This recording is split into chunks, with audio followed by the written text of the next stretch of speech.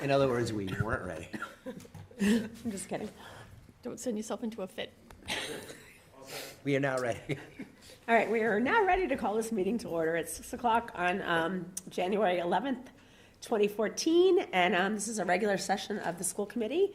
All those who can and are so inclined, please rise for the Pledge of Allegiance.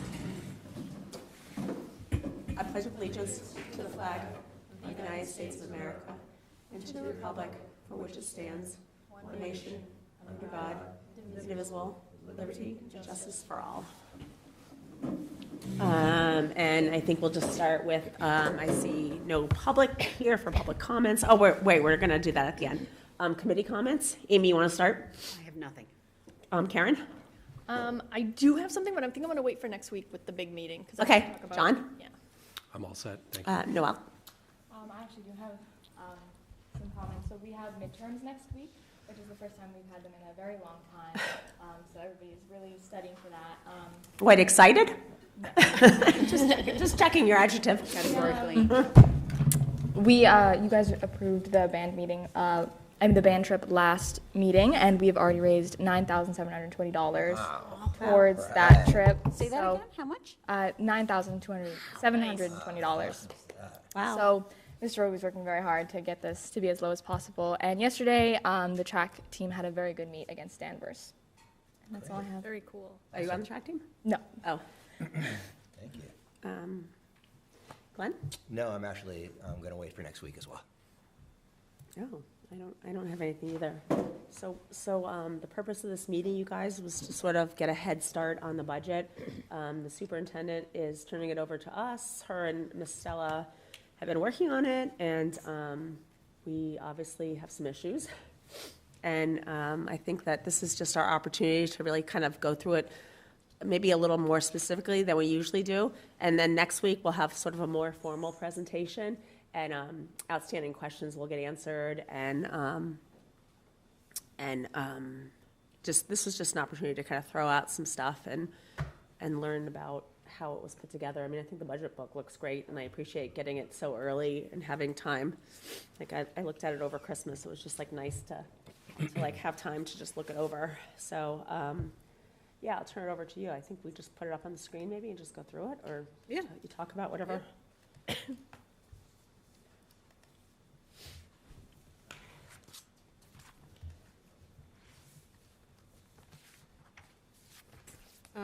And so as Suzanne mentioned, we kind of, speaking with the superintendent, kind of totally revamped the budget book this year. Wanted to really try and make this something that, anyone could pick up and kind of understand a little bit better.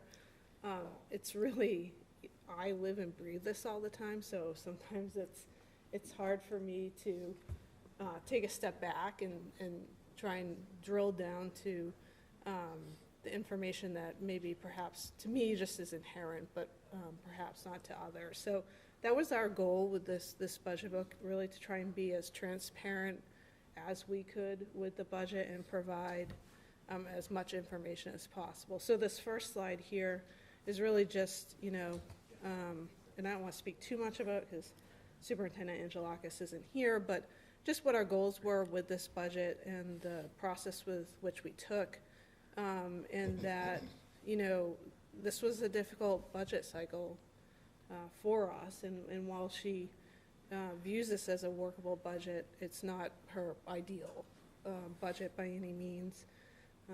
One thing that we've discussed here as a committee and also in tri-chair at length, but was, the new operating costs for the elementary school at $390,000, and how that's really difficult to fit within the current budget and the budget guidelines, which is a change from, I guess, when the school was initially voted. And what changed and why that no longer can fit in the guideline, one of the scenarios is that the fact that the solar panels were value engineered out of the project. And so, Can you explain that? I actually have that highlighted. What does that mean, value engineered cut? I can. So when we were building the building, it's getting more and more expensive, right? And we wanted to keep it under $100 million, right? We had to keep looking at things and taking things out of the building that didn't, so what we did is we looked at everything that could be taken out, and then we cut things that didn't affect programming, and cut, because we didn't want to cut anything that affected program. So a lot of times you can cut things and then put them as add alts, so if you have money, you can add them in later. But anyway, we had to just go through and cut things, and solar panels were a very big ticket item, so by cutting them, we saved that amount of money. I mean, we cut one of the elevators. Sorry, we cut an elevator. I mean, we just had to cut things as we were trying to get the price below $100 million. So if we hadn't, our energy costs might have been more predictable than they are right now, because we would have had the solar energy for our electricity, and we don't. So we're sort of like caught with our pants down with that a little bit, because it just hasn't happened. I mean, we're really fortunate that there's some money coming from different grants and some reimbursement from National Grid that we're going to get the solar panels on sooner than later. Okay, like we're not going to be waiting for them, but even if they go on the week after the building opens, because they're probably not, they might not go on before the building opens, only because just to get the building open on time, our construction crew is working on the building. Yeah. So even if they go on a month later or 2 months later, it's still going to take a while to get it up to speed and to like figure it out and come to some sort of equilibrium with energy. So I think that's the gist of it. Like we have this expense that, you know, we sort of knew it was going to be more expensive to operate this building anyway, because we have air conditioning and conditioned air and all sorts of things we didn't have in the other buildings. So we knew it was going to be more expensive, but it's significantly more expensive. When I saw that value engineered, I Googled it and I was like, is this just another word for cut? Or Yeah, no, it's a cut. It's like a prioritized cut. But it's not a cut for good. So it's not like for example, the air conditioning in the gym here, which was cut to save money and just never happened. Right, so there are some cuts that are never coming back in that building because the building's built and you can't put certain things back in it. So the elevator's not coming. The elevator, I mean, there's a shaft, actually, it's not true. There's a space, there's no shaft, but you know, maybe that could happen, but probably not. Right. You know, so it's things like that aren't going to happen, but things like the solar panels, like we purposely put the infrastructure in. We didn't value engineer the infrastructure out so that it's ready to accept panels. We left the roof open so there's enough square footage up there to have panels. So it was like sort of proactive thinking, but we had to just cut the panels. Okay. Yes, so I think to that point, you know, these are increased costs that when, you know, initial projections were done in the new school, we now weren't in the realm. And I do know that the RFP is out for the solar panels. And so we're hoping that this is, and I'm fairly certain this is kind of a 1-year problem with the budget as it relates to operating costs, because once those solar panels are up there and operating, those operating costs will come down. And then the other piece of it for the new school is the transportation, which we've discussed as well, which is going to be a $200,000 increase. And initially, you know, if you take the energy piece out of it, but just talk about transportation, the thought was, you know, with the efficiencies that we had in the new building, we would be able to absorb whatever that transportation increase was. What has happened since then, unfortunately, is 19% tuition hikes in out-of-district tuitions. And so while we do have a lot of efficiencies built into this budget with the opening of the new school, They've already been eaten. It's been eaten up by the tuition increasing so high that that we're not seeing that savings. How about our enrollment, like increasing enrollment? Is that eating into efficiencies in that building? I would imagine. I mean, I'm sure it's hard to parse out because it's 1 or 2 kids in different grades, but. I mean, I don't know exactly what they had modeled out as far as what they thought as far as efficiencies. I don't get the sense that what we were able to do with the budget is really, at this point, being impacted by enrollment, because the enrollment increase too is being kind of spread out between the schools. It's not just all in the I just feel like we had that data that came through not too long ago about what class sizes were, and they're extraordinarily high for this district, almost across the board. Yep. For transportation, back to transportation, what does that typically go up year over year, percentage-wise? Do we know? Like, what do those companies increase? So it's typically 5 to 7% increase Okay, is so that's, built in. okay. It's just the vision and mission statement of Swampscott Public Schools. You know, superintendent talks a lot about the core plan and the priorities that they have within that core plan for the district. And this is something that I presented to the committee, I think it was about mid-December, just really kind of showing, and nothing has changed here since mid-December, just showing, you know, overall, bottom line, our budget is increasing 4.6%. A large piece of that is the new school operating costs and the transportation costs. And then our special education cost center is going up 5.4%. And it would be going up much, much higher. A lot of the efficiencies that we're seeing in the new elementary school are support staff. And that hits our special education cost center. So we have 19% tuition increases and all these other increasing costs, but that increase is being tampered down a little bit because that's where we're seeing the efficiencies, is in that cost center.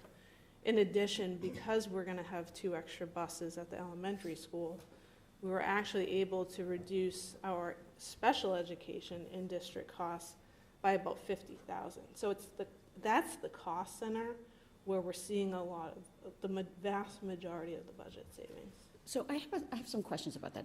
Should I ask now or sort of wait until we get into it? I think we should just ask away as we're going through, because. So first, my question about the $190,000 for, the $200,000 for the additional transportation cost. So does that mean that under either general ed or district-wide, that there is more bus cost in there, or is that $200,000 estimated to be the total amount? No, that's not the total. That's just the increase. The increase. And that's within the district-wide. Okay.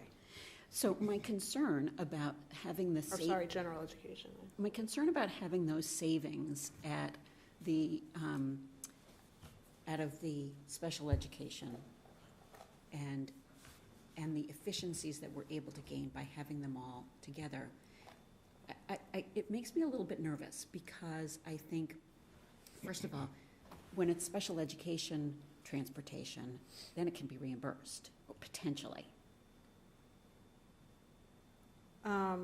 It's typically out of district special education transportation that's reimbursed, but yes. Okay. A percentage of it can be through circuit breaker. So we don't put ourselves in jeopardy by taking it from that line item? Well, I guess the way to put it is, it's not that we're taking away from it. We have the buses, right? Right. I mean, we have to have the extra buses, and we have some extra room on Right. those buses. So we have capacity. So we have the capacity anyway, and it makes, if you're just looking what makes the most fiscal sense for the town, rather than sell those handful of seats at $250, it makes more fiscal sense for our budget to put those children on that bus, which we can, and it was actually Martha Raymond's suggestion, which I thought was a great idea. So it's not that we're taking anything away, it's just like, we know we have these costs, we can't do anything about it.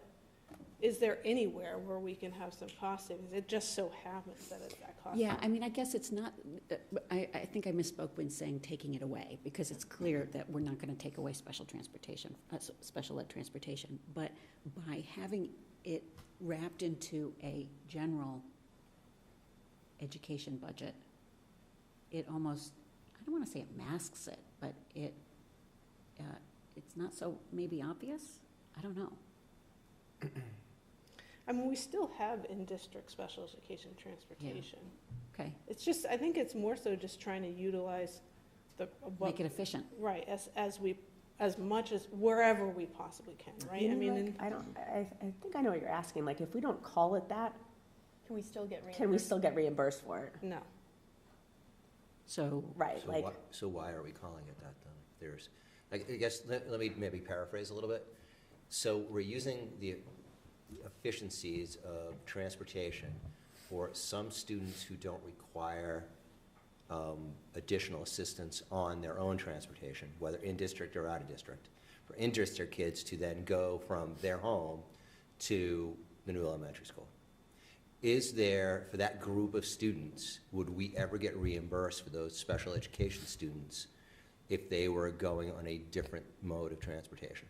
And are we then masking our costs from, basically it's mixing the cost between or regular like, what's the and, net You're gain? What's the commingling net gain? What's the like- net, What- yeah, what's the net exactly. gain? I Right, mean, what's the? if we're only gonna Right. get reimbursed $2,000 and we're saving 4,000, then, Right, Right, so we're saving 50, right, right, because we're I not mean- using a bus, an Or we're not using a in-district in district. right? van, yeah. And then so we would never make that up on the other side. No, Okay. absolutely not. I think that's what you're asking, Amy? yeah, I think so. And I mean, I do think, and Martha and I haven't fully vetted out like the mechanics of it, but there is a way to take an allocation of that total cost. I mean, we know how many students are Right. on the bus. We know what students are general education versus not. And there's a way to then split the actual invoice. So Okay. I don't want people to think that Right. we're gonna suddenly not be, at least reporting. Yeah, I think for me, it wasn't so much about, it. Like, do we have to call it A in order for it to be A? Right, like, can there be regular ed kids on the special ed bus? Yeah, Like, if we just call yeah, it a if it special is, if it is a special ed bus. ed. I'm just saying, like, if Yeah. we rename it, does it, No, I Doesn't mean, work. because we can allocate the cost Okay. however we want. I mean, you know. We can still that- parse it out. We can parse it Okay. out. Okay. so. All right, Okay. that will, a long way to get there. That's a great question, though. No, It's no. a really good question. And I think I talked about this before, but I do want to kind of just highlight this because I'm sure a lot of people will look at administration and say, well, you know, why is this, 9.1%? And that's, the vast majority of it is how we changed how we're budgeting for non-union raises. They're now going into a salary reserve, which happens to fall underneath the administration cost center, as well as lane changes, and we discussed this, I think, at one meeting at one point, but they can notify us up until February, so this budget's already built, so we have to build in some expected lane changes as well, too, and that goes into that salary reserve line. We talked about general education. That's, besides steps and lanes, we have a new reading curriculum that we're going to be phasing in. I think the superintendent's ideal would be that we would be able to do all grades, full sail, all at once, but it's incredibly costly. So in order to try and be as fiscally responsible as we can, we're going to phase that new reading curriculum in. So that was another question I had, was, because it translates obviously later into the deck, but it seems that sometimes those new costs are put into individual school budgets, and sometimes they're put into general ed budgets. Well, it's a different, so this is a cost center representation, Yeah, which the schools are mixed in all those Okay. cost centers. all right, And then, then there's a, further in the budget book, represented by school, which again has general ed, special Okay. education, okay. so. So when you net the transportation and the increase for the new reading curriculum, general education is actually going up 2.5%. School facilities is, that, we've talked about it, it's really the new school. And when you net out the new school, it's actually only going up 1.1%, so really fairly small increase there. And like we talked about, the special education going up 5.4, truly all of the vast majority of our ability to find efficiencies and cost savings are in that cost center. That cost center, if we had not done that, would be going up much, much higher. That special education cost center. Correct. And, you know, as Ms. Wright had mentioned previously, you know, there are funding mechanisms for the new school operating costs. We have this National Grid money coming in. It's one-time reimbursement money, especially knowing that this is probably a one-year issue.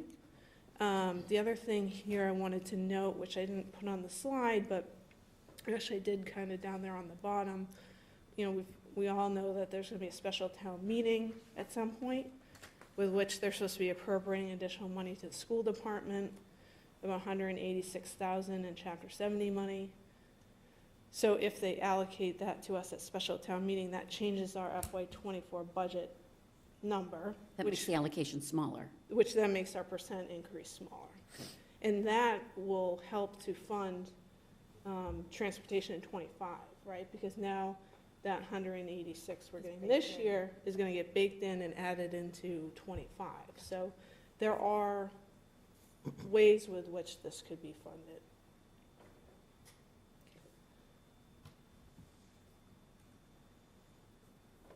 Again, this is just the cost center, but it's also showing what percent of the budget each cost center is, with the largest piece of it being general education. And busing is in general education. Correct. And new school operating costs is in general education. New school operating costs are in school facilities. School facilities, okay. Mm-hmm. Yep. And I think this is what you were referring to, or maybe perhaps. This is showing the budget now, but by location. So by school location. So each school location has all of those different cost centers wrapped into them. So you'll see, obviously, we took all of each individual school is now rolled up into this new elementary school location.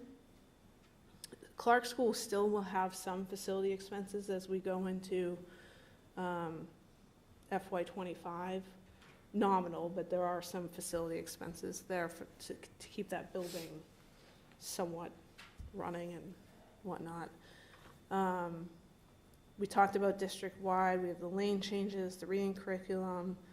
The high school budget we were able to see a couple staff efficiencies there as well, and a decrease in some support staff there. So their percent increase is only 2.1%. The high school is going up. And then the middle school budget looks, when you look at it at 7.3, looks really high.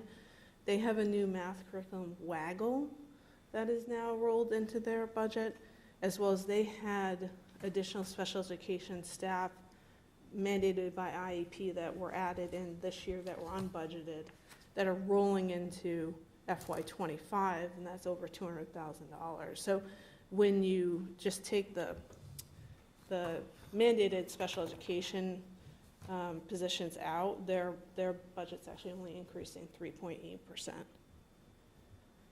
So on this page, when I did the math and I added Hadley and Stanley. No, sorry, last year's Hadley, Stanley, and Clark into the new elementary. There's a delta of $20,000. So what it cost us to run these three schools last year was 8.78, and next year it will be 8.805. 878, yeah, so roughly a $20,000 delta.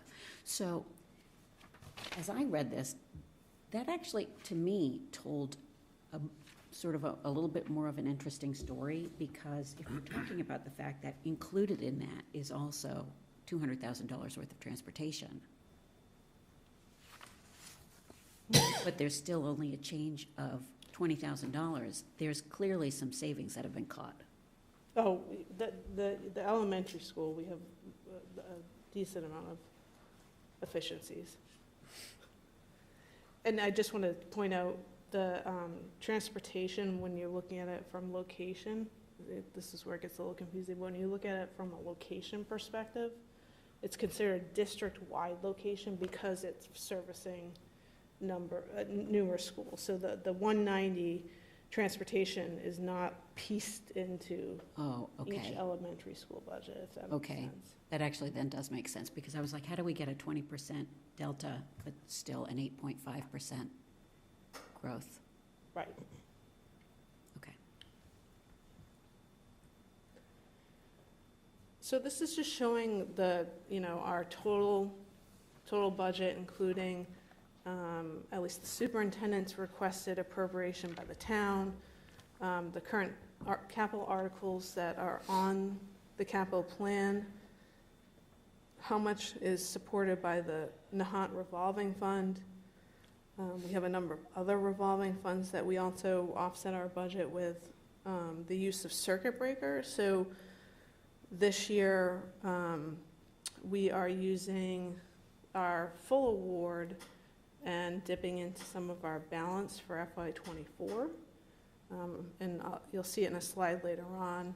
So I'm projecting we'll have $450,000 in circuit breaker to roll into FY25. And we'll be using our full projected award in 25, which is the $1.8 million.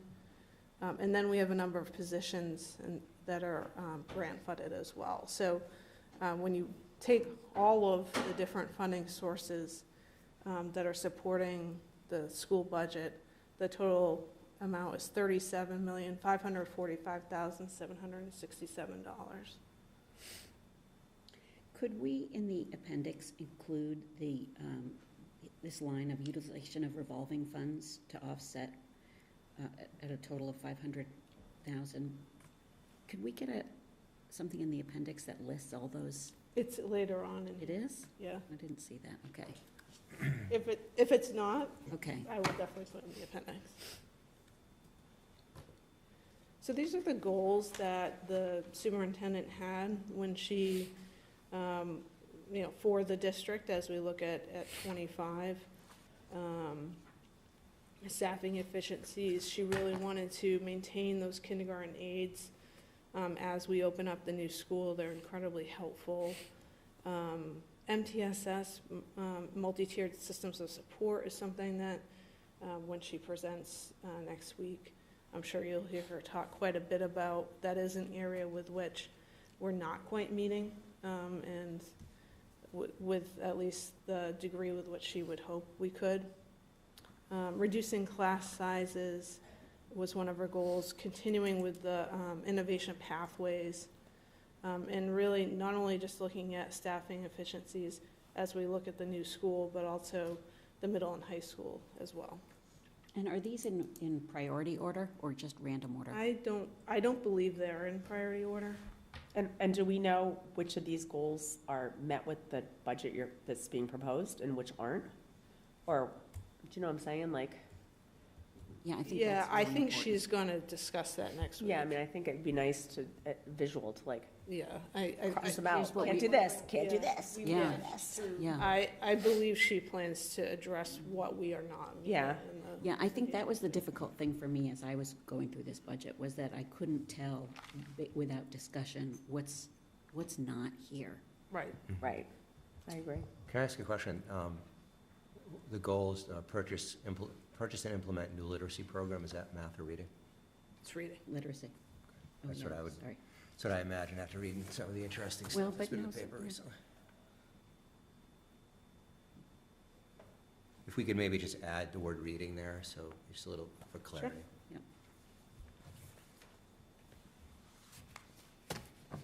So this is where all the kind of different sources where we budget from outside funding.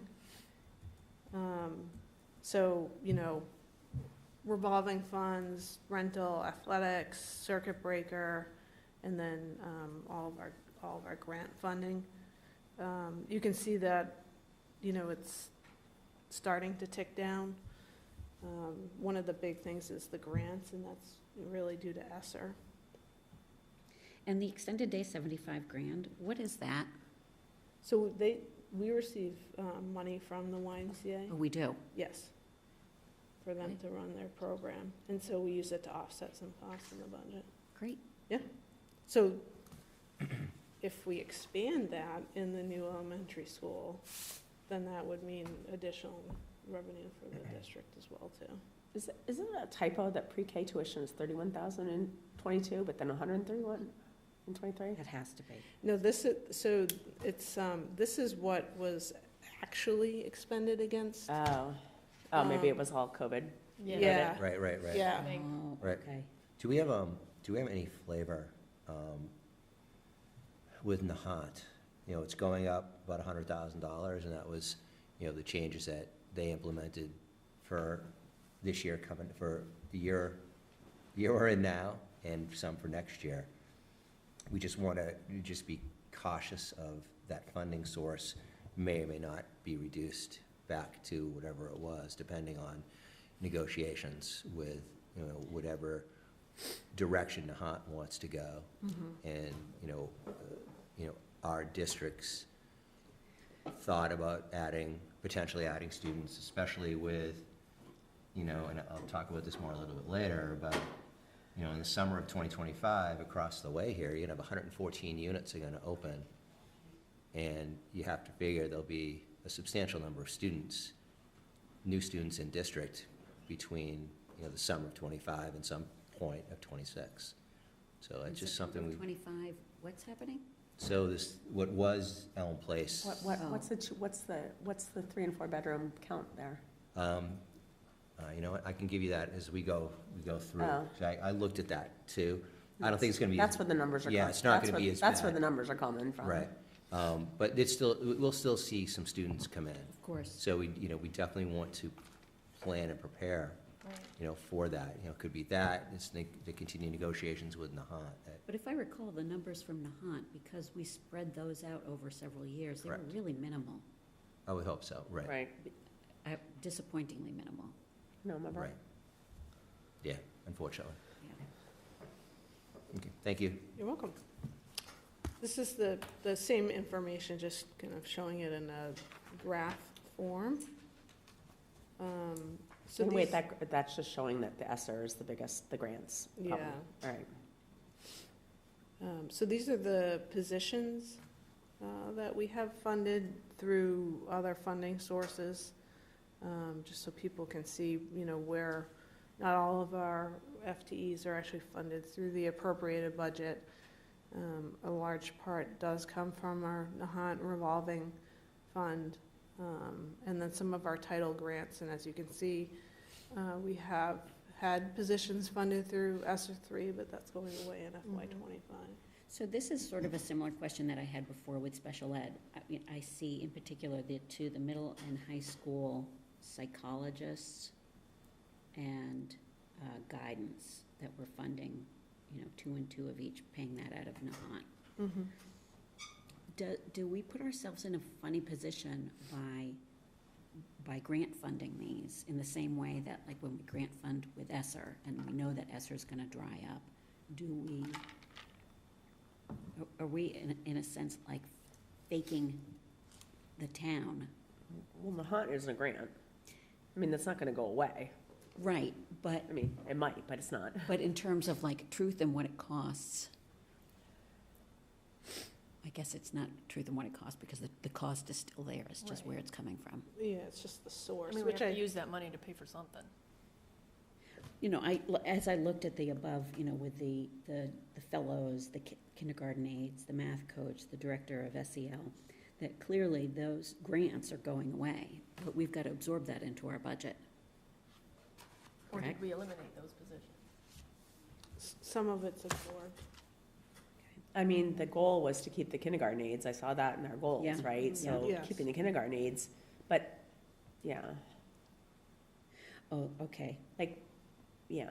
Yeah, I'm thinking about some of our previous conversations and some of the savings. But if that doesn't happen, that's a it's a shame, but, you know, right.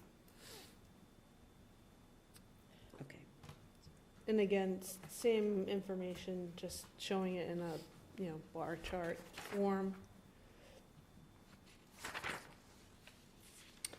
This is just showing what all the grants are that we have been awarded in the past and, for this year and estimated for next year. We just got a big tech award at the high school. Is that included in here? A big tech award? That Yeah. security grant, the Ms. Oh, McNeil's. That's what you're talking about, right? I think so. The $300,000 Yeah. one.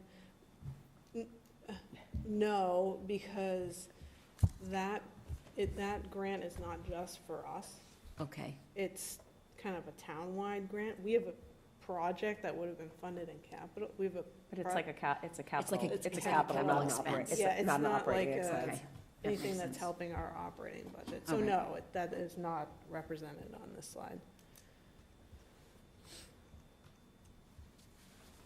So, we've talked about circuit breaker a little bit, but I do think that this is a helpful visual to really see, what we have historically received, spent, and then our balance that we've been carrying forward, and you can really see that, we had 1.1, in '22, and now we're projecting 450,000 for '24, and then the same thing for '25.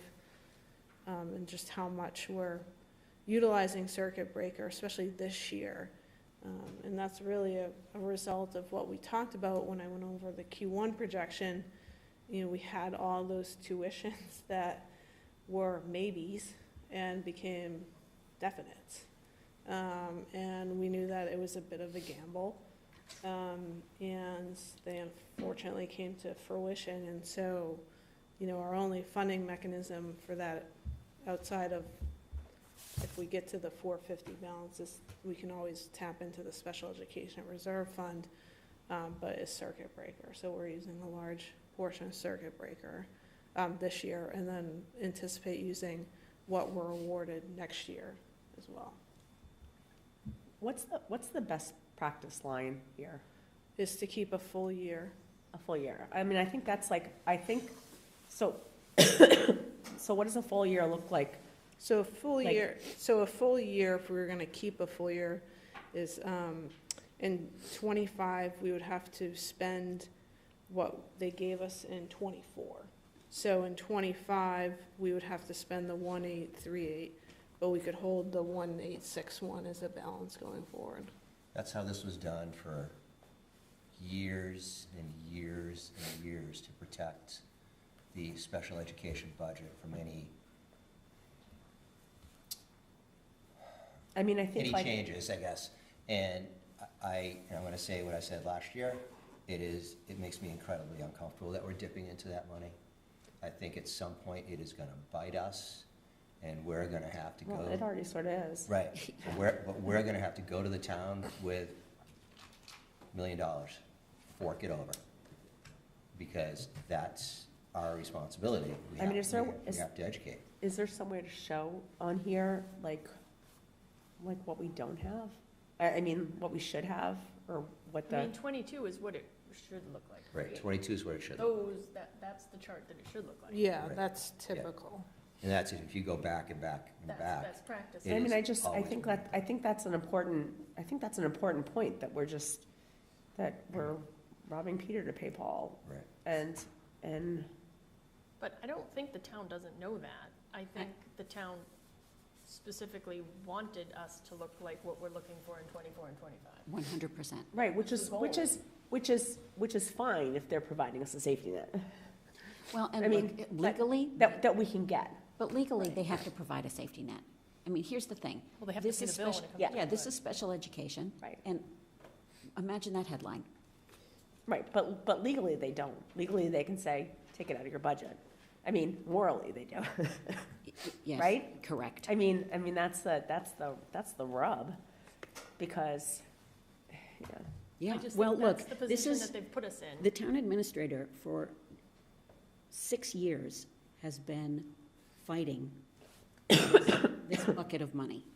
Yep. So while the town has created reserves across the board for any number of things, they have systematically drained the school savings. Right, and that was part of why we wanted the special ed reserves and why we need to build that pot of money up way more. Except that pot is controlled by them.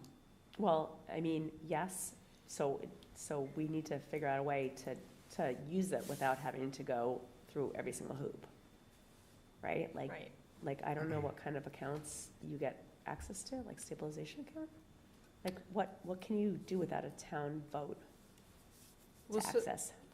Well, so the Special Education Reserve Fund, we certainly could access it if we submit it and the select board votes it and school committee votes it. And there's a very easy way with which you can vote it and it not be some big deal. Right. You know, it can be very cursory, approve a warrant.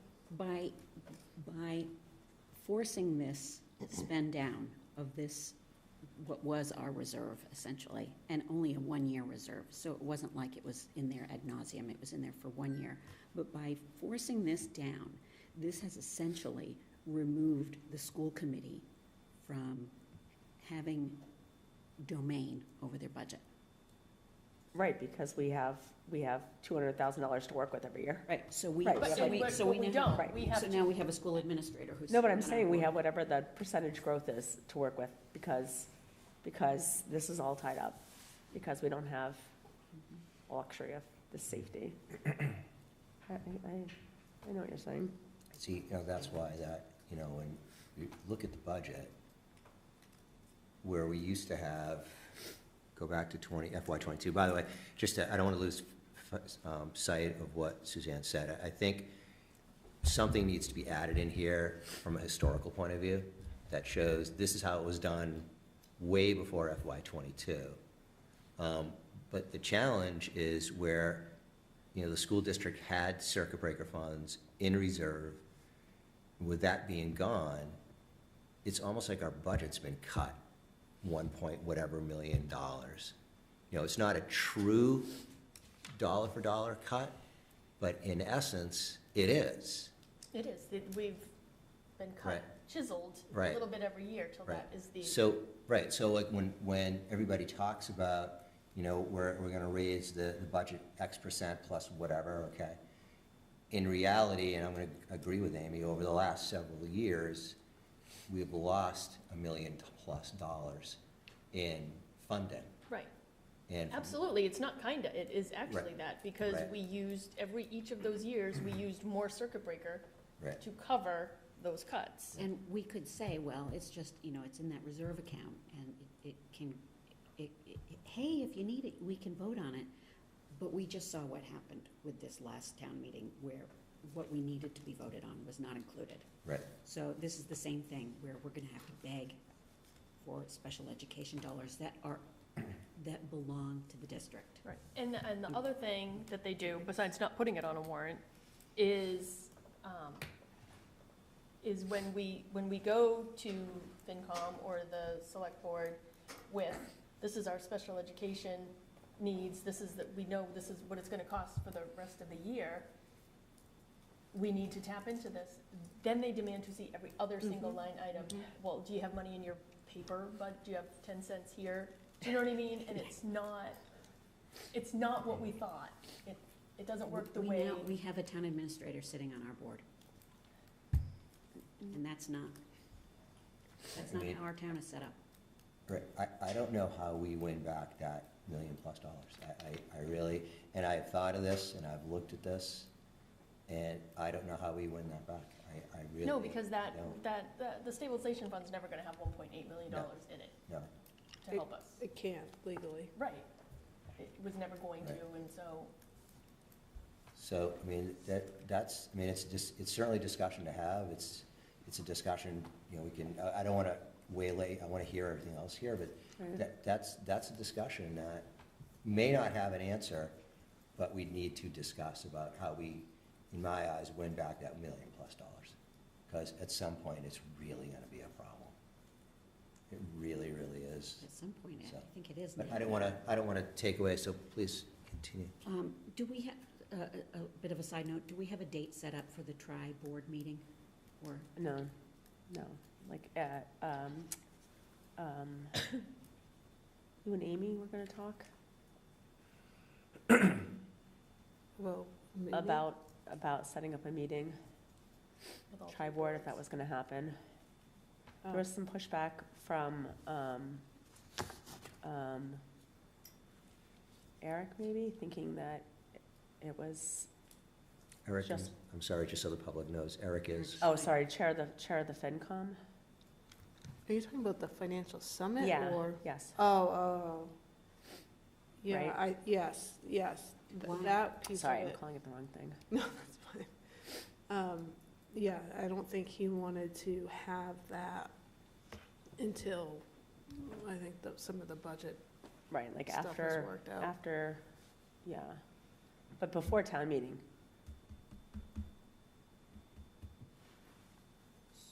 so, So the request is out there, the plea is out there.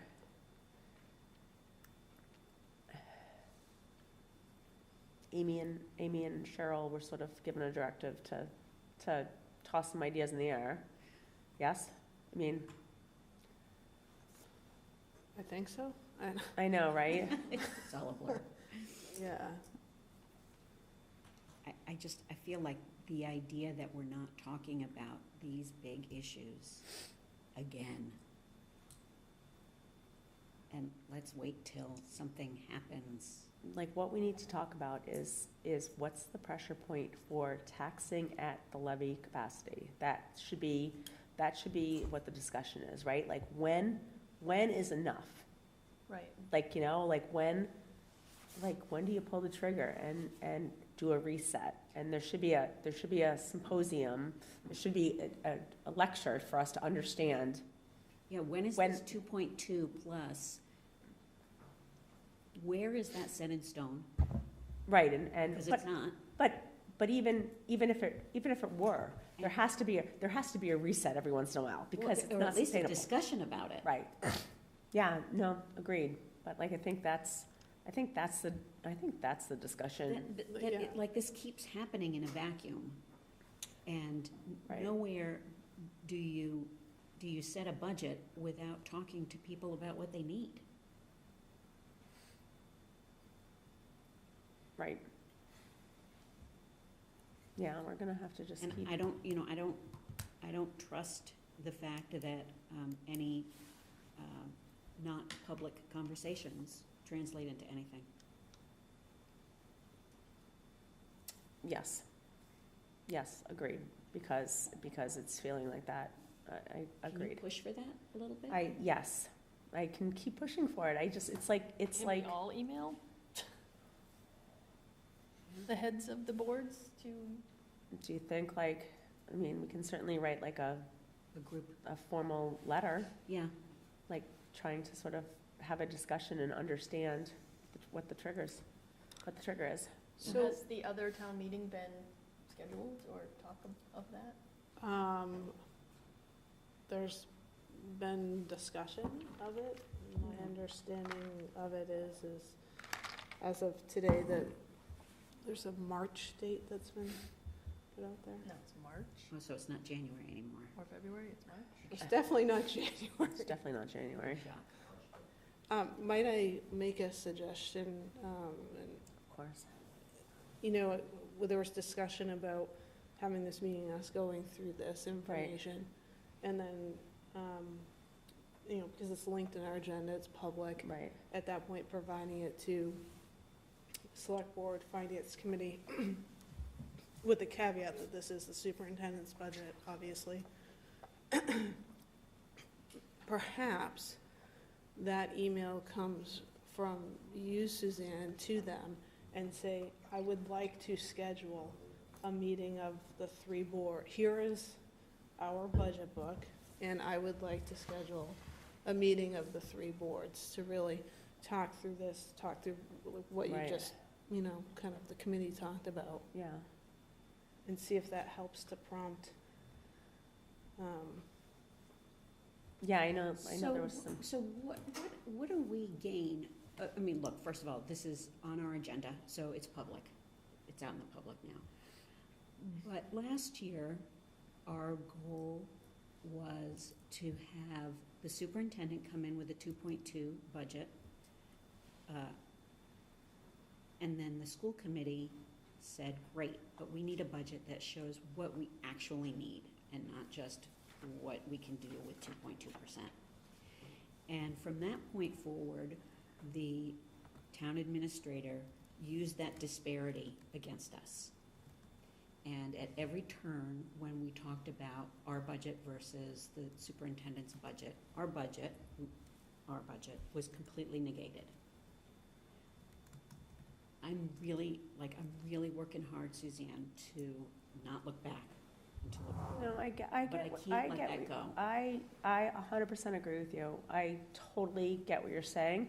I don't think, I mean, the bottom line, this isn't a 2% plus new growth budget that we're No. looking at all. I know, but it's also a budget that's not funding what we need. But it is if the transportation, I mean, when you look at this budget and you put the transportation and the special ed costs in it and everything, and you see it, that's the budget they're presenting, like the budget that has all that stuff in it, right? Like, I mean, you're presenting a, 4.6% increase. I mean, you could sort of live with that one, See, that's, and right? Like, that's the difference, right? Like, they're, If it includes everything that we need. well, Because so. part of the reason why it's 4.6 is because of special ed and because of a one-year blip in the cost of running the school. So that doesn't talk about whether or not we have enough teachers or enough aides or enough. Right, well, this budget includes kindergarten aides, right, which Pam said was one of her goals, right? I mean, I think it's the need budget, not the ideal or the want budget, right? Well, I mean, But I think towards the end, there is that net spending, the net school spending, and. Right, which is it crazy, almost- right? It really ends with that, whereas I think it should begin with that. like how much lower percentage-wise we're Yeah. spending. Yeah. I know, like, That like every the town except for 4.6 East Longmeadow is doing better, Right, is spending more per student than we are.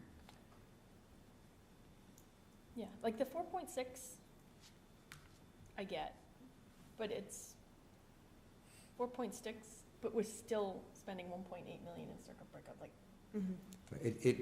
it's not, 4.6 isn't real. It's not. And any way we look at it, it's not real because we've lost, again, I want to sound like a broken record, we've lost a lot. Just to circle back, I think it's imperative that the three committees meet just to gain an understanding and just, go into this, everybody's eyes open and have a nice conversation about what we're trying to accomplish here. I'm a little distressed that, one of the committees doesn't want to do that. I don't quite understand that. not doesn't want to do that. If that's what the discussion is about the pressure points, 100% on board with that. If it's an us just complaining about our budget and not getting traction and just. Yeah, I can imagine why they wouldn't. Oh, yeah, I don't. Right, there's, I mean, oh my God, completely, I maybe I spoke don't blame wrong, them. no, I don't blame 100% in agreement with Yeah, talking about, Yeah, when is there a reset, or when is, yeah. Yes. I just think it would behoove everybody just to get in a room. Just have these conversations in public because I just think it's nice to have tri-chair meetings. It's a great thing. I enjoyed it when I did it. But it's tough perception-wise to get anything accomplished in that setting. Where I think if, 15, 20 people meet around a table that it's televised, I think some really good discussions will happen. Where we can show on the screen this slide, expand it a little bit more to show that for X number of years, once we hit FY22, it was done a certain way. And now it's done this way. So, although our budget may appear, an add of 4.6, that's not actually realistic, and that's not actually true. So it's All right. just, So one of but let's move on, 'cause I So, know well, we're hold on, one of the things that scares me, and this might just be a question of not being educated on it, is that each year, by not funding at full, by underfunding our tax levy, according to what we can, we create this excess levy capacity. So, while I understand why we have that, if there were a wholesale change in leadership Bless you. with the select board, or with the town administrator, is that a liability? Because suddenly, that could change on a dime. We're seeing great tax increases, then that's really gonna, I can't even imagine what that would do to our budget. Yeah, no, I think that it's a great discussion, because at that point, who knows who's gonna be in the driver's seat? And then also, the pros and cons of having a AAA+ bond rating versus, not educating or paying or having services that the town needs. Like, where's the balance there? Like, I mean, I think there's so many things to balance that we just sort of need to understand what levers need to get, up and down to reset everything. And I think that's what the conversation is. I agree. Because if the town administrator is really interested in keeping the lines of communication open, the thing is, he's gotta bring us along and help us to understand why the decisions are what they are. Right, because, we hear all the time, this is so great, we have this rating, this is so great, but what are we doing with it? And why is it so much better than having an extra teacher? Or whatever, yeah, all right. Yes, I'm 100% on the same page.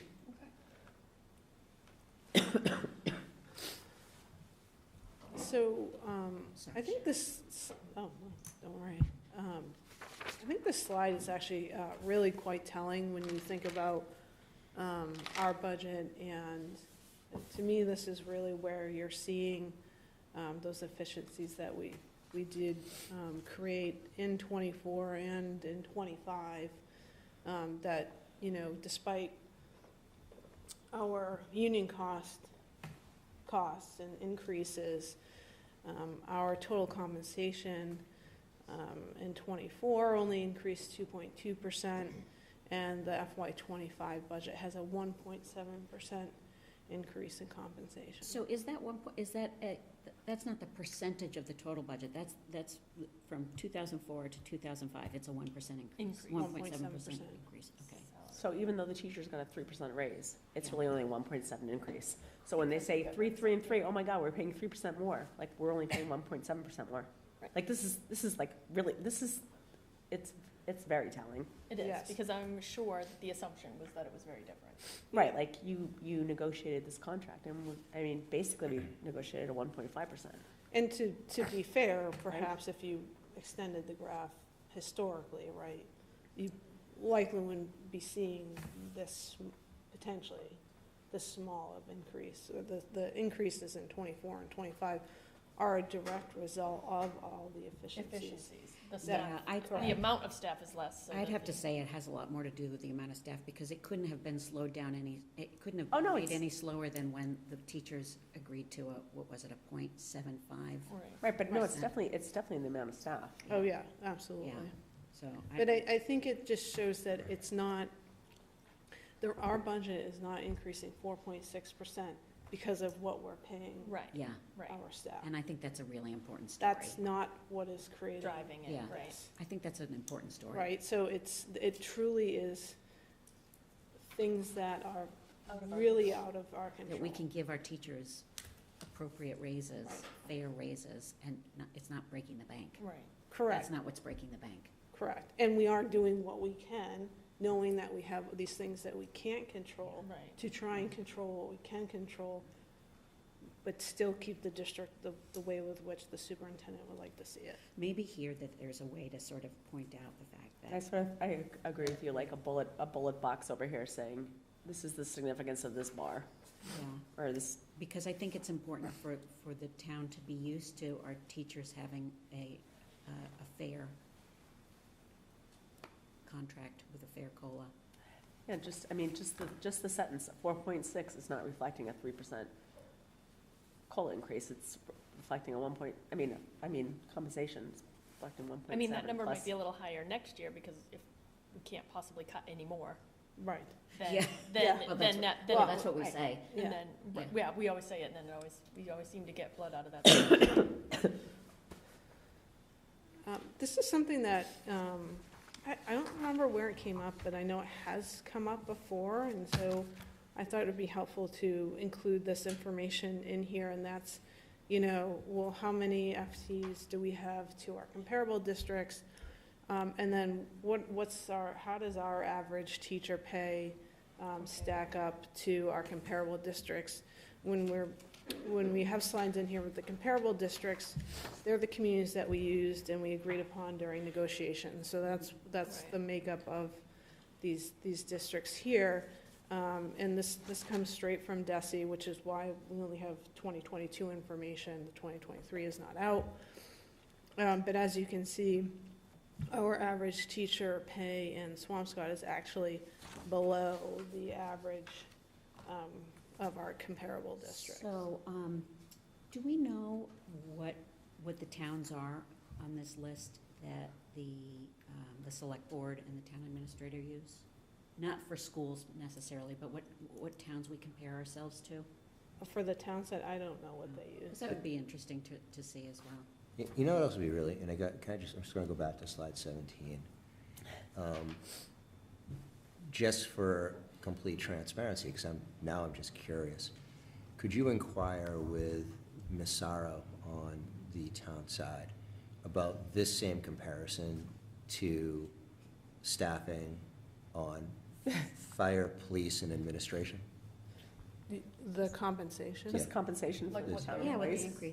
increase. Yeah, I'm throwing no one under the bus, please. But your little I'm very curious. Maybe it's below this 3, 2.2, and 1.7, in which case, okay. Maybe it's the same, maybe it's higher, but I look at this and I don't really have a full picture of the budget. If the town says to us that this number's too high, and their average compensation, I know they've had a lot of ups and downs salary-wise on the admin side of the town hall, but police and fire, They've also had a lot of DPW. right, they do. vacancies Right. too in those Right, departments. so I'd just be really curious, because I think that, again, if we want to partner with them, I'd like to just see that data, so it gives us just a little bit more of an understanding of what kind of we're looking at, that's all. So if I'll you could, absolutely ask. great, thank you. Is there anything else on the On this page. teacher FTE and pay comparison? So I think, this is really kind of highlights, you can really see, staffing ramped up during the pandemic. And then you can see how much, specifically in 2024 and with this 2025 budget, how much we have reduced in the staffing as well. So, everyone knew we made some significant reductions last year, and then this budget also includes 13 FTE reductions as well. Yeah, I think if we jumped right into 21, that's the story that says it. And then this is just our enrollment, and you'll notice enrollment only goes to 2024 because we only have October 1st, 2024 enrollment information, so that's just why this is a little bit different, but you can see again that the enrollment, dipped during the pandemic and is starting to bounce back up. This is the slide, and I would like to thank Eric Hartman, the chair of the Finance Committee, and David Grishman, the chair of the Select Board, for actually mentioning this during a tri-chair meeting. They said it'd be really nice to see these together. It took a little finagling to get it to look somewhat normal. So I'd like to thank them, because I do think that tells a really powerful story. When you take what our enrollment history is doing, and then our staffing history as well, too. I think it's a really good visual to show that our enrollment is going up and a fairly sharp decline on our staffing. I mean, if we could superimpose our special ed needs on here too, like show those going up as well. It's I like- think that's a fantastic. Right, like, I mean, I'm Cheryl's like, oh my Cheryl's God, like, this is wait, hard enough. there's no axis that will come, but, I gotta be honest with you, I think, like, this is so strong. It would be so interesting to see. I mean, just like, I mean, our population is going up, the Yep. severity or the needs are going up, Right. and our staffing is going down. It makes absolutely no sense. But what I will say is, I'll go back to what I was discussing before, you'll see you'll see the special education costs increasing, but it's not increasing as high this year, because that's where we're seeing all the budget savings. Right. So it actually would probably, to look at it and include 25 would look a little bizarre, because that is, we're actually seeing efficiencies in our support staff, and it's hitting that cost center. So Right. this year is kind of an odd year when you think about our historical special education budget increase, right? It's a Well, little, especially because of the 19%. right, and it gets convoluted, because you have tuitions skyrocketing. So maybe it's And- not a budget number, maybe it's a pupil number. I was gonna say more of a. Maybe it's an special ed IEP enrollment. 504 Right. number, Right. Right. So Right? Like a special ed enrollment. number. Or is it, what's the percentage of the total budget is special ed versus not? But that also, to her point, if we're seeing efficiencies there, it's not gonna be Right, a it's true not. measure of like what the Well, need but it- is. Yeah, I mean, I guess, except that it continues to tell the story that it just is out, like, that's outpacing. It's out. Right, Yeah. yeah, anyway. So this just, a lot of people talk about, and you hear it in a number of different avenues, what, net school spending and per pupil expenditures, and kind of what net school spending is. And it's basically the minimum amount that the state's determined each district must fund to provide what they consider adequate education for their students. And what that number is can vary based off, how big your district is, what your population within your district looks like, where you're located. The two components of that are the Chapter 70 that the state contributes, and then the rest is made up by the city or town, which is mainly funded through property taxes. The one thing I will note is that net school spending does not include any money you spend for circuit breaker grants or revolving. Like, that doesn't factor into your net school spending calculation. And so when you look at that calculation, net school spending, and you take Swampscott and again compare it to those same comparable districts that we discussed before, and again, this is 2023 information, and it says budget because this is the most recent information that the state has put out there. Swampscott spends 41% above their required contribution, which is actually less than the overall state average. So if you look at every single district across the state, the average percent is 42.5%.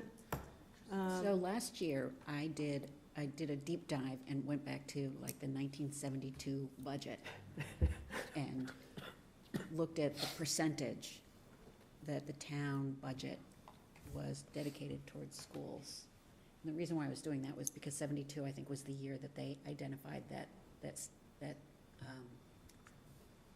Hadley was past its use. Which time? Yeah, because Every time they I identify found that one from first. 68. No, it was the first time. I found one from 68. No, So, and it was a higher percentage that was being spent on schools. But this is actually very interesting. And I think that this probably speaks to a lot of the old timers here in town who are consistently talking about, the good old days and who Swampscott used to be and who we are now. And that we are second to last. Actually, we're tied for last.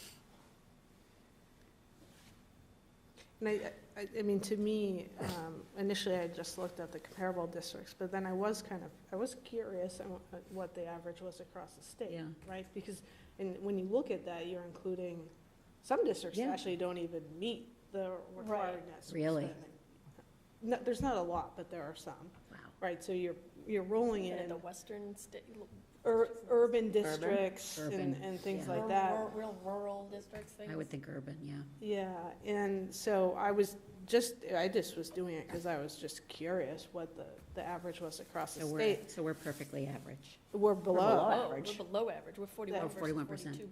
yeah, and so which is I was nuts. surprised. That is sad. But is it nuts? This is what we've been saying.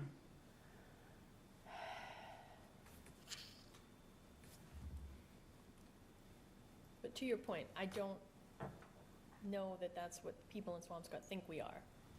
I think they Oh, for sure. think, Well, in the same way that they think that we're the highest taxed, which we aren't, right. I think that you're right, that this slide deserves a more prominent place in this budget book.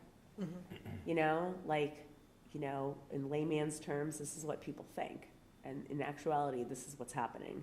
And Right, like, who even to your are we point, Amy, we versus who are spend we more not? money, in 70s as a percent of whatever. as a percent of the whole. Right. Whatever, it's just nuts. Like the statistics like this, or like the hardcore things that you're pulling out of this report, like our number of kids have gone up, but our FTEs have gone down. Like, all the things you can say emphatically that are negatives, because we're staying at this unsustainable Right. growth. And I bet people think it's the opposite. Guaranteed, But I I think- think it's the opposite. But I think right at the front, when people are still reading, Yeah, nothing, it's a really great read, Cheryl, but but I agree that, let's start out with, here's some realities. yeah. Yeah, It- let's, fact versus fiction, Kinda, that's what it is. right? Yeah. And I mean, all of that, Including the teacher pay, too, because there's somebody here in town who loves to go on and on about how overpaid Overpaid. our teachers are, Yeah. and they're not. I was just gonna say, in all of these slides, they're just a data point, right? And no one data point is can tell the full story. Mhm. And aside from that too, every district has those idiosyncrasies, their makeup's a little different. But I think what is powerful is when you pull all the data points together, Right. and they're all kind of telling one consistent type of a message, right? Yeah, we're not who we used to be. No. We're not who we think we are. Absolutely. We're not who we think we are. This next slide is, again, something that, people tend to ask about, look for. It's the per pupil expenditure calculation against our peers. When you look at this data point, we're kind of middle. So can you explain this a little bit? I have to say, I was a little bit confused here, how we can be 42%, so, less than average, but then when you look at. Well, one's a percentage. Well, this is Yeah, just, I know that, but how do you, so then, when you look at a town like Hamilton that's spending, find somebody else who's, 22. yeah, well, Hamilton's spending 22, but I'm looking at some, okay, so Hamilton Wenham is spending 102%, so 102% still Yeah, it is more than honest, sorry, I'm not making a, Well, I will try and explain it to you. I will try to, because I do think that it gets confusing, because they are two completely different. so here, for example, Ipswich spends 71% versus our 41%. But that only translates to $500.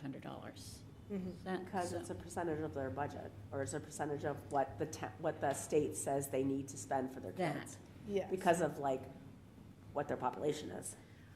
Right, and so you're looking at what the state tells you as a community you should be spending, right? Which is based off. Which is gonna be different from town to town. Very different. Very, very different. Okay. Will wildly change. This is just a straight, this is all the money you spend on your pupils, and this is how many you have, right? It's nothing about your demographics, it's nothing about your population set, it's none of those types of things go into this calculation. And this calculation is also everything you spend on your students, right? So it just takes aside So it from- includes insurance, Yes. includes things that do not come out of our budget. Yes, yeah. The only thing it doesn't include is debt, and recreation category. Okay. And so net school spending is really just saying, this is what your community should be able to afford and you need to do. Mm. And this is what you spend overall. And how that, many does this students include you- every funding source? That includes every funding source? Yeah.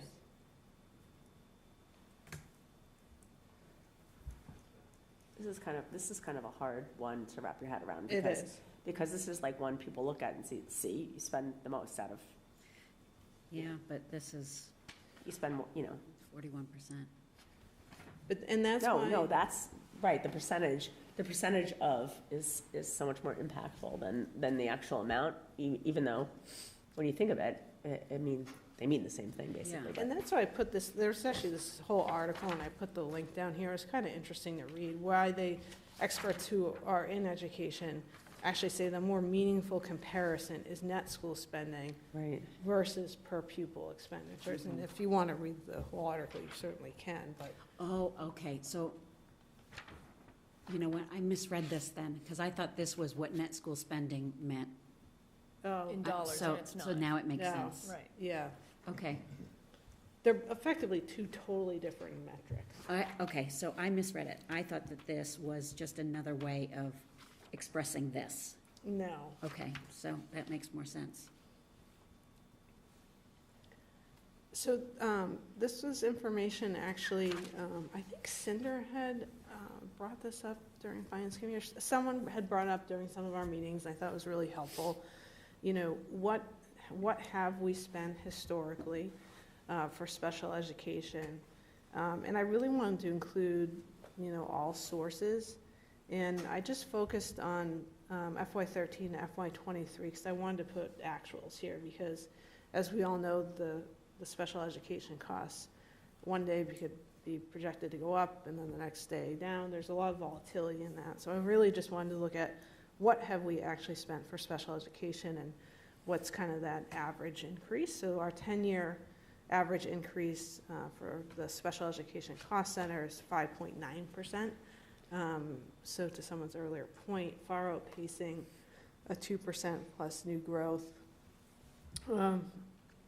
In every, Do you have any guesses as to why this is so spiky? It was really interesting to me how you go from 9 to 0 to 5 to 0 to 11 to 0. But we know that. We know our out-of-districts are completely unpredictable. But it's almost funny how predictably unpredictable this is. yeah. It's Because like literally some sort of one like up, one down, Fibonacci one up, number or one down. whatever. It's Yeah. like, I mean, It's especially now that, you had X number of children who were, in an out-of-district setting. Their numbers are what their numbers are, Yeah. but we've got so much increase in those numbers that, even if kids fall off, they're aged out at 22, because of the addition of 15% or whatever it happens to be, is not, your ins and your outs aren't equaling anymore. And every year is, it's stunning. I mean, to me, the thing, look at here is, we've increased $5.4 million in 10 years. That's a pretty stunning number. And I will say, there was one year where there was a significant decrease. I mean, there was a $9,000 one historically, and that was, during the pandemic. So, I mean, that's not really a good, FY21 is not a great metric to be using generally in our budgets Anywhere, overall. yeah. Because it's kind of an anomaly, but. And over the 10 years, how much has our overall budget increased? Do we know? That I don't know. I'm not sure. I'm curious. Okay.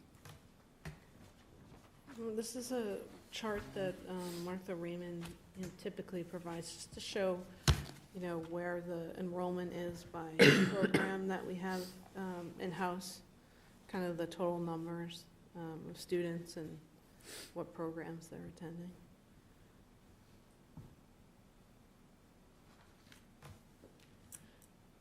So now I'm just going to go into a little bit more information by location. So start off with the new elementary school.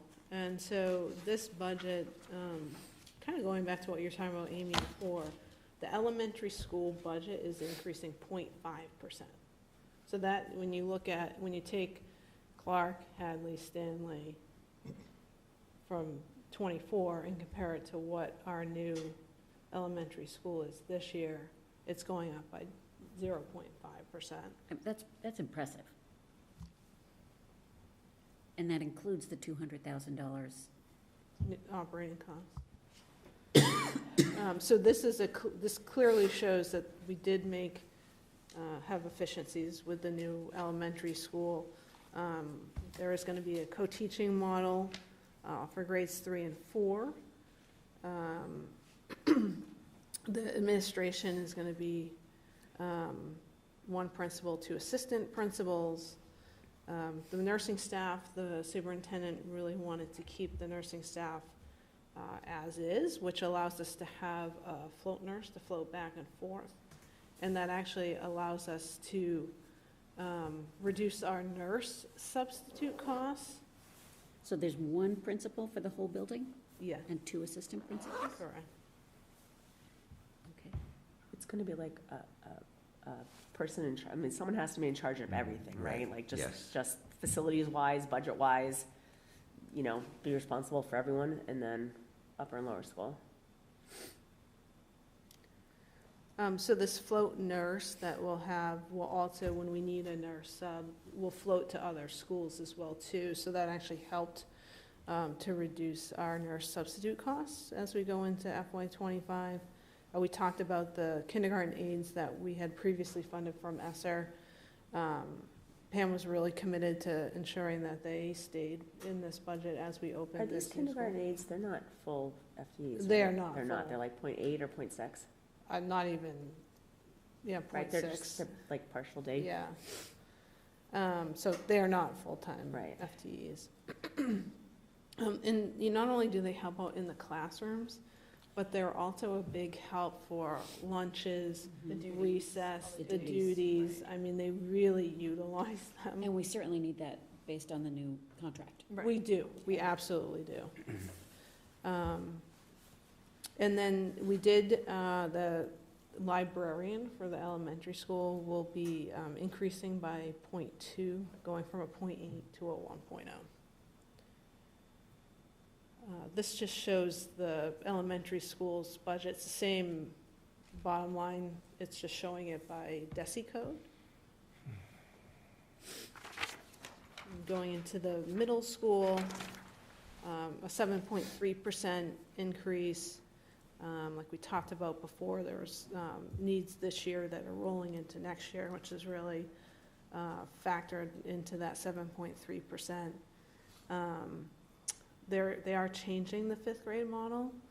So does that mean more FTE? No. Less? Same, but just Okay. what it does is it's allowing better flexibility in the schedule. And as maybe the MTSS is a big thing that they want to really try and ramp up in the middle school. And by changing the schedule and giving some more flexibility, it's going to help them implement that. So earlier, when it said, in terms of goals for the district, it was focusing on the fifth grade classrooms and moving it from 26 to 20? Are we accomplishing that? Yes. Okay, good. So class size as well as. Yes, class size. But I think the bigger thing is just, they felt like having more flexibility in that schedule to give that level of support to those students. It actually also helps Martha with some of the services she has to provide as well, too. So, I mean, this was something that, I mean, we had many, many meetings with all the leadership team individually as groups, and they all were looking at schedules and anything we could be doing with schedules to either not even necessarily make things more efficient if we could, but also can we be doing things a little bit better, right? And, you know, everyone was great about really going back to the drawing board. Are we going to have health back at the middle school? It's not in this budget. Let's make sure that we include that on the. Like what we don't have. What we don't have. Because I'd like to think that we could get some of those funds from the town. Opioid. From the opioid settlement to help fund something like that.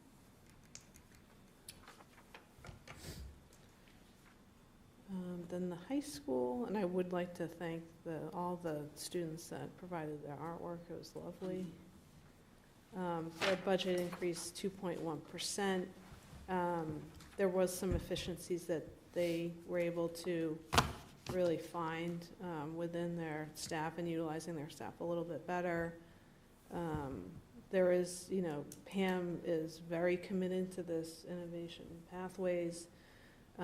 And so we had a career counselor that was being funded out of ESSER, 0.5 FTE that has rolled into this FY25 budget. And the continuation of utilizing and having our math interventionist that also was paid out of ESSER at the high school is also in our FY25 budget this year.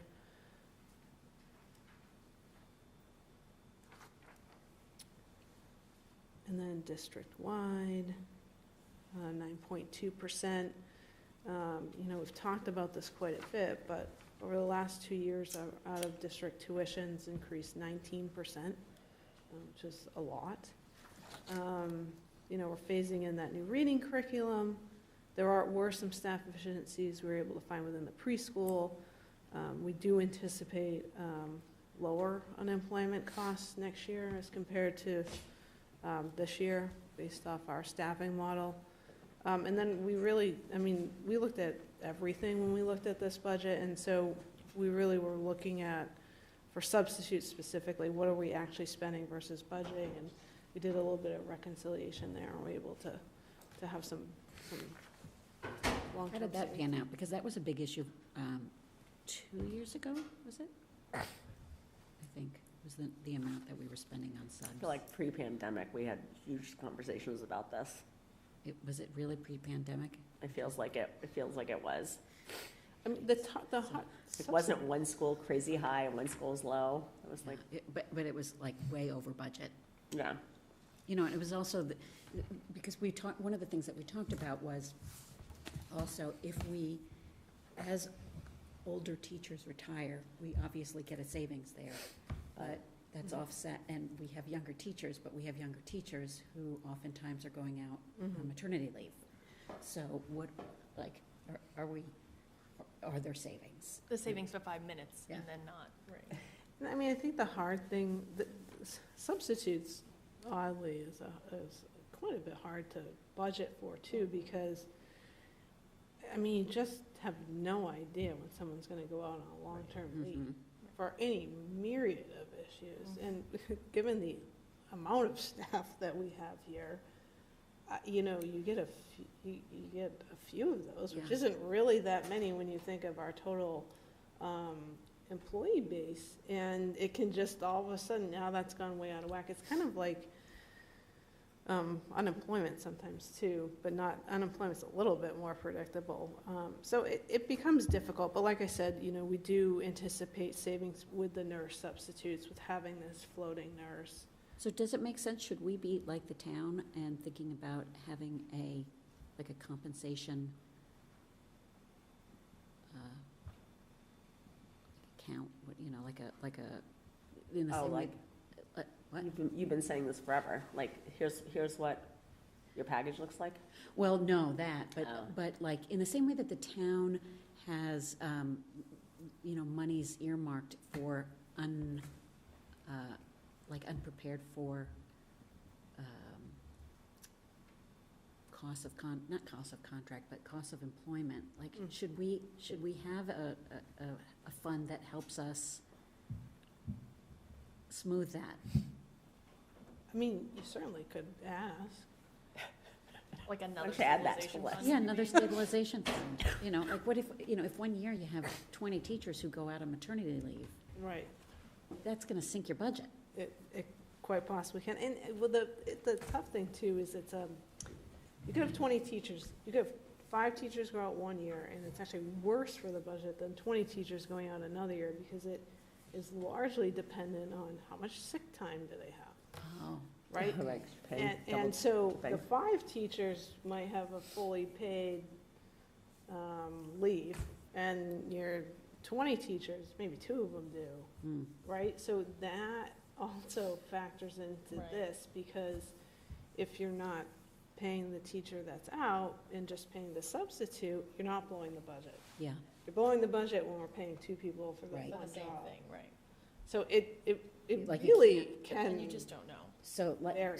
like special education, you can't really budget for that. not well. And you could budget for, and we can base it off, You can what we base it on think, averages, right, but but that's all it ever it could is. I get blown. suppose when we get to that, I mean, should we, I don't know. I feel like we got enough fish to fry right Yeah, now. good. I'm fighting for another I stabilization. don't know account. that I would put this as the top Okay. priority.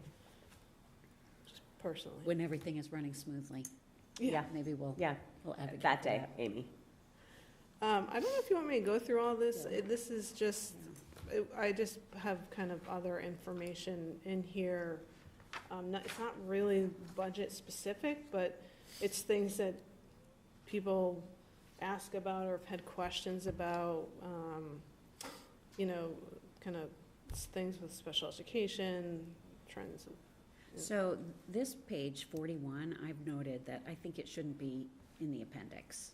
This sort of special education drivers. Okay, You think that should be up with the, Yeah, Well, in the special education cost center?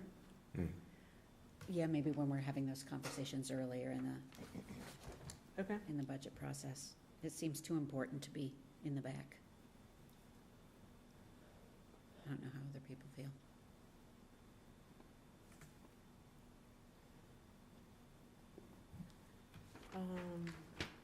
If you see something in here you want me to stomp on, just let me know. And then I noted on page 43, again, with the sidebars, you know, seeing more children with behavioral issues, you know, and talking about the opioid epidemic. This seems like the beginning of a conversation with the town for those monies.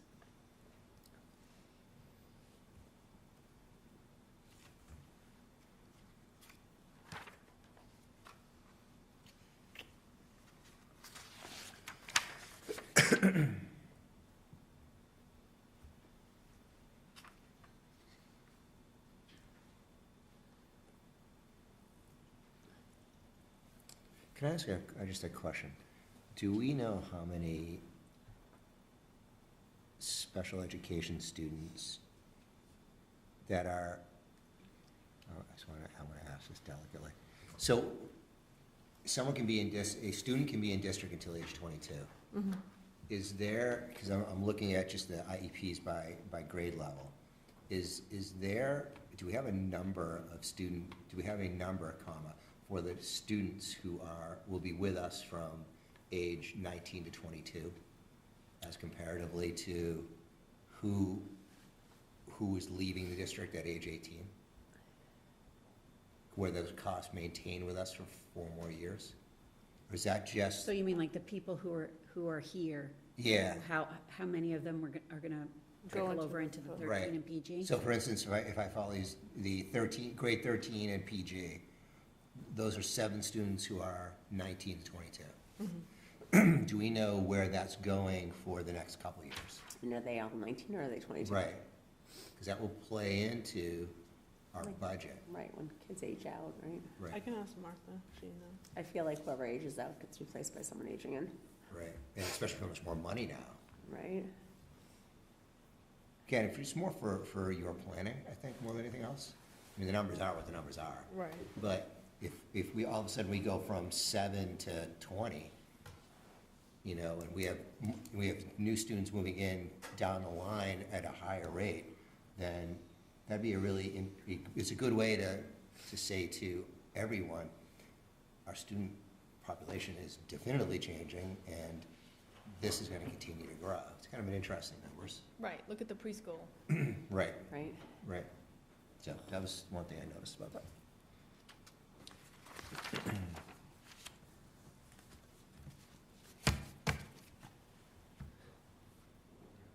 And then this is just, I mean, Right. literally every line in our I budget. think like, I appreciate you going through this so patiently with us, and I think it's gonna be helpful for us to have a more robust conversation with the superintendent, because I think there's a lot to think about here, and there's questions to come back at her, with, for sure.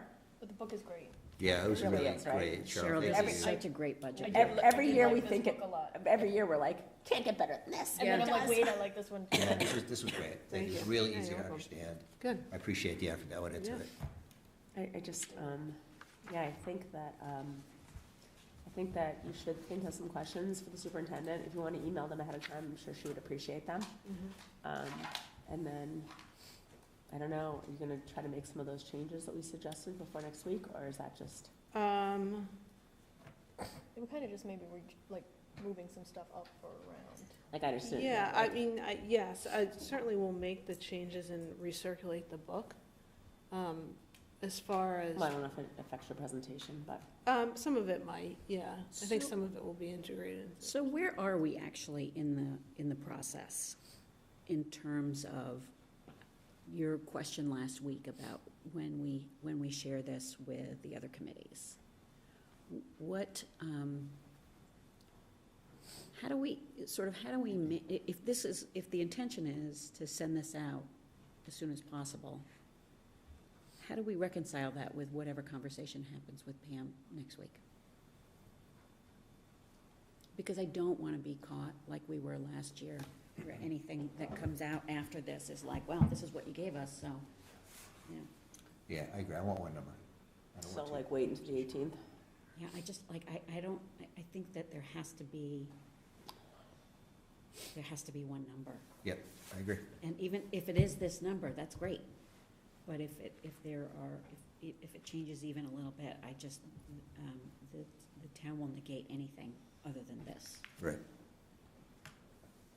I don't know, I don't see the benefit of sending it out tomorrow or Yeah. next Friday. I'd really Like, like, I think it's half dozen, six, Another week. Well, especially if, I mean, I certainly wouldn't have your edits done by then. yeah, I think there's no harm in. Because I think what I would love to talk about next week is what isn't in here. right, yeah, so do I.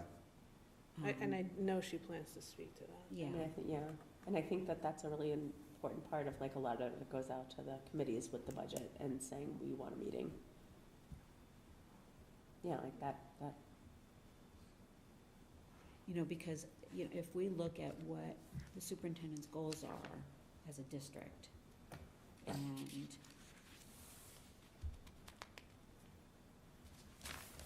and it's not, and she can't get done what she wants to get done because of the budget. You know, we, as a committee, we owe it to her to get her the budget, if we can. I mean, truthfully, we don't have to. I mean, I'm just saying, like, we could go either way as a committee, we could be a more conservative committee and be like, you're spending too much money, Yeah. or whatever, that's frivolous. I mean, we could go either way, but you're right. I'm gonna stick with this, since we're spending 41% on I versus totally, the other towns. totally agree with you, but, I would not go that route. totally agree with you, but I'm just, in the, Sharon, this is great. Oh, thank you. Thank you so much. Yeah, you're welcome. all right, so, that's great, and there's a few people, no one here for public comment, but there's a few people in our virtual audience, so if anyone wants to have a public comment, about what you heard, or anything else you guys want to add, just raise your hand and I can unmute you. Can you just click on to the attendees just so we can see who's here? I don't know that I can, so. Oh, okay, it's okay, don't worry. It's okay. Not a big deal, don't worry about it. All right then, so I'll take a motion to adjourn. Do I we will know- make the do we- motion to adjourn. I'll second it. All right, all those in favor? Aye. Aye. Aye. All right, we are adjourned. Great. Thank you, guys. Thank you. Thank you.